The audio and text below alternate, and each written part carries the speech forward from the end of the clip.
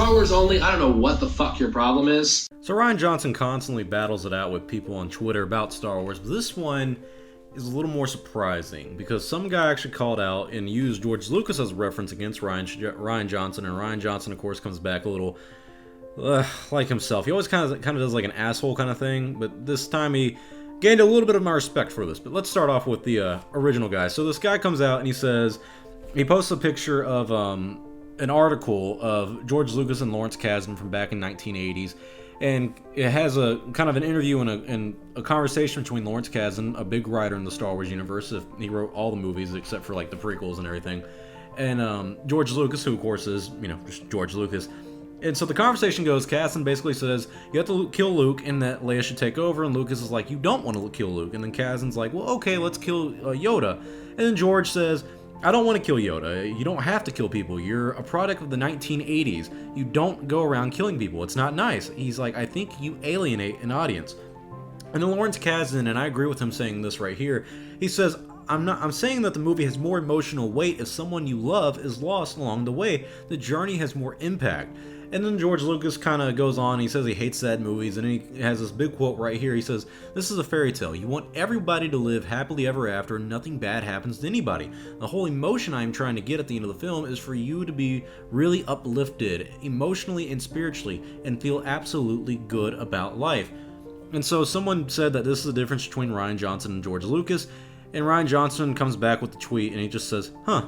And it has a picture of, you can probably see it right here, Luke's parents, or Luke's aunt and uncle burning, Luke losing his hand, Luke losing Obi-Wan, and Luke losing Yoda. And so the guy comes back and says, I appreciate the response, Rian. My main gripes are that you abandon the spirit of Star Wars and the heart of Star Wars in favor of your own ideas, opinions, and mindset, rather than continuing a 40-year-old legacy. Skywalker and the rest of almost everything in the film subverted as that was. And so Rian Johnson comes back, and he kind of comes back in a weird way, and it's the first time he actually ever apologizes about The Last Jedi that I've seen. And he says, for me, The Last Jedi was 100% distills what the spirit and heart of Star Wars has been in my life. But yes, it's personal. It's a certain point of view, and it has to be. Originals were personal for George Lucas, and that's why they're alive. Star Wars films will truly betray the heart and spirit of the originals if they lose that and become soulless, clean homages. But being alive means being messy, and it means every film won't line up exactly what every fan is expecting or wants.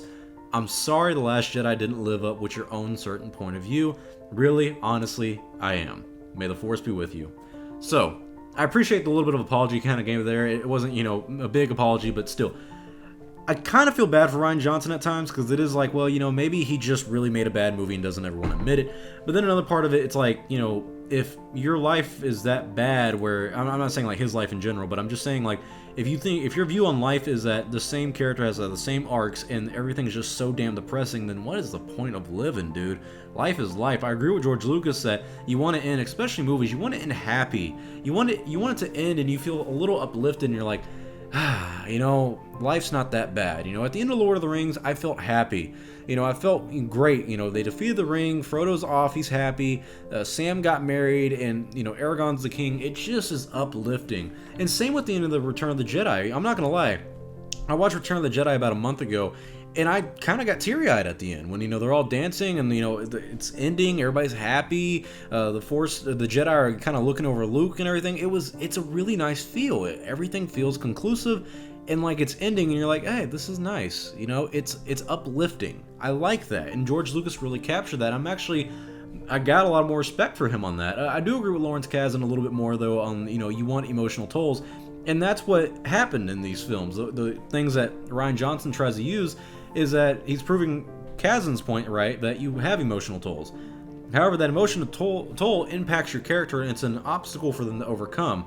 Your main character shouldn't be the obstacle. Now, to be fair, Luke isn't the main character in The Last Jedi anymore, but it's just that, The Last Jedi kind of really just fell off compared to The Force Awakens. You build up to Luke on what's going to happen in the next film, and then he comes out, he tosses his lightsaber off the cliff, he swears off the Jedi, and he doesn't want to do anything anymore, and he just, he goes to kill his nephew, and it's like, that's not something Luke would do, because you get, Return of the Jedi, where it's like, oh, Luke's about to kill his father. Oh my God, this is not the Luke I know. Luke's using the dark side, and he has this conflict within him. And then he's like, no, I can't do this. It's my father. I'm a Jedi. Wait, I'm a Jedi like my father before me.